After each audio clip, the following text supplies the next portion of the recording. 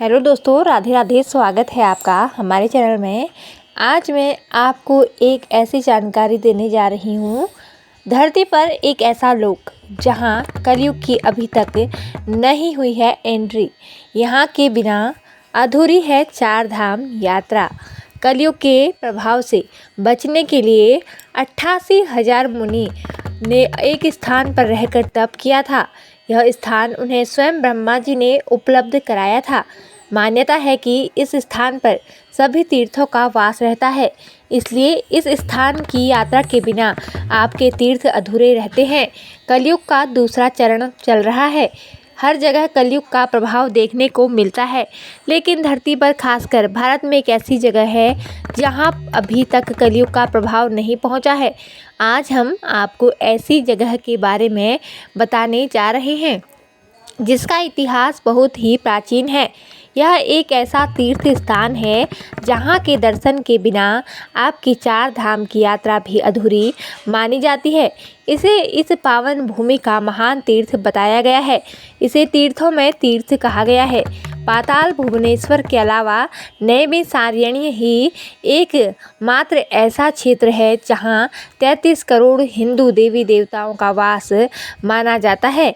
हिंदुओं के लिए नैमिषारण्य को सभी तीर्थ स्थानों से सबसे पहला स्थान दिया गया है और सबसे पवित्र होने का खिताब भी प्राप्त है। इसका वर्णन वेद पुराण से लेकर हर हिंदू धर्म ग्रंथ में मिलता है। श्रीमद् भागवत महापुराण, महाभारत, वायु पुराण, वामन पुराण, पद्म पुराण, शिव पुराण, देवी भागवत पुराण, यजुर्वेद का मंत्र भाग, श्वेताश्वर उपनिषद, प्रश्नोपनिषद, अग्नि पुराण, गरुड़ पुराण, स्कंद पुराण, विष्णु पुराण, कालिका तंत्र, कर्म पुराण, शक्ति यामल तंत्र, श्री रामचरितमानस, योगिनी तंत्र आदि ग्रंथों में इस स्थान का उल्लेख मिलता है। यह वही स्थान है जहाँ महापुराणों की रचना हुई। महाभारत काल में युधिष्ठिर और अर्जुन भी यहाँ आए थे।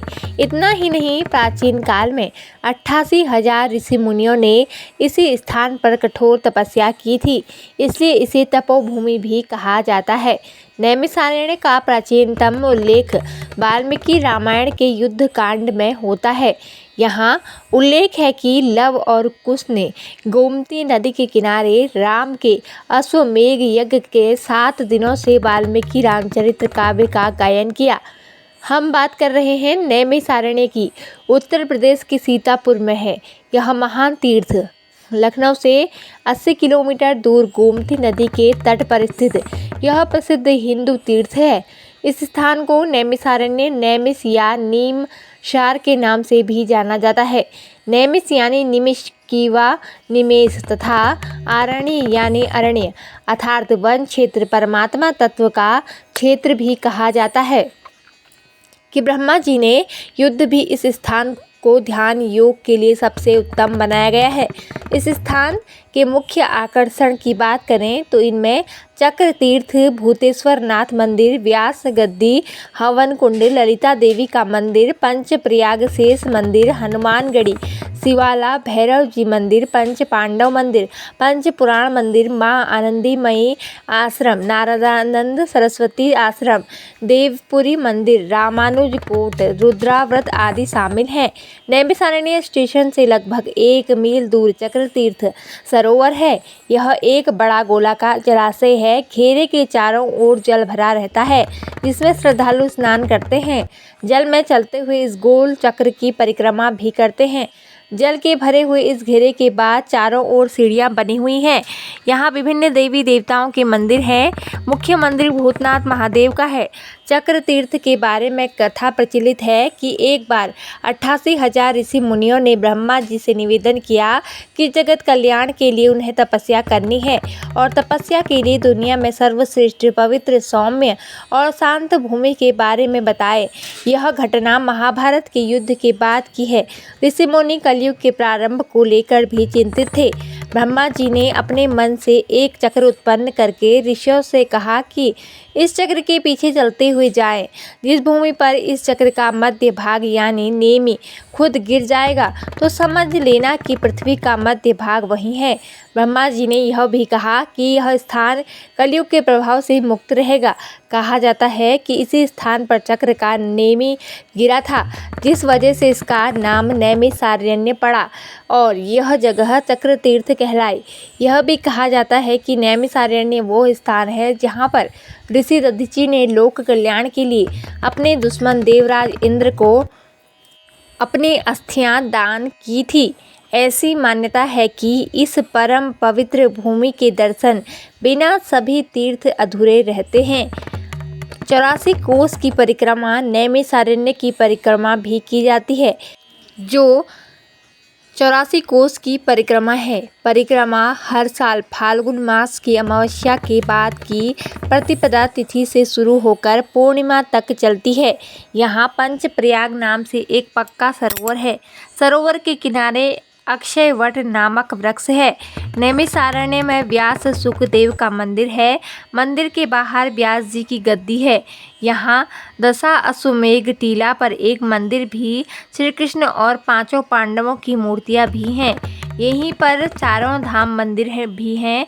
महर्षि गोपाल दास जी के द्वारा स्थापित जगन्नाथ धाम, बद्रीनाथ धाम, द्वारिकाधीश धाम और रामेश्वर धाम के मंदिर है।